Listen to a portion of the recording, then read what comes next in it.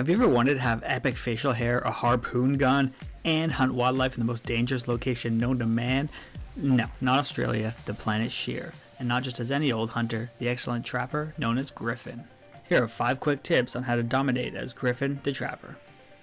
Griffin skirts the middle ground of trappers. He's not as proficient in the initial chase as Maggie is, and he's not as useful when it comes to locking down the monster, which Abe does very well in the midst of combat. However, Griffin can offer up the most annoyance when it comes to the tipping points of most matches, which is stage 2 of the monster's growth. When I first land, I like to immediately plant a sound spike. I do this because usually the landing zone can often work as one of the great hubs of each map, and also should the monster ever suspect that the hunters were far away from their initial drop zone and attempt to return in order to feed, Griffin will be notified at once. Every map has different map hubs, but the landing zone is always a great place to start your hunt.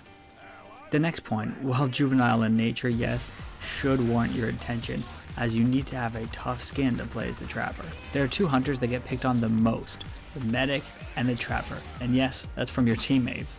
Poor performances can be attributed to a variety of factors, but screaming at a Val player because they do not always have a med gun in the area, or lecturing Maggie because there are not always 5 harpoon traps at the monster's feet, that's commonplace. Buyer beware.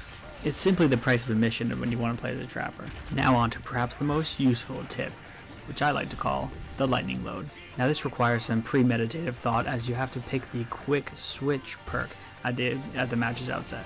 This will allow you to switch between your harpoon gun and your SMG very, very quickly. There's simply no need to reload the harpoon gun.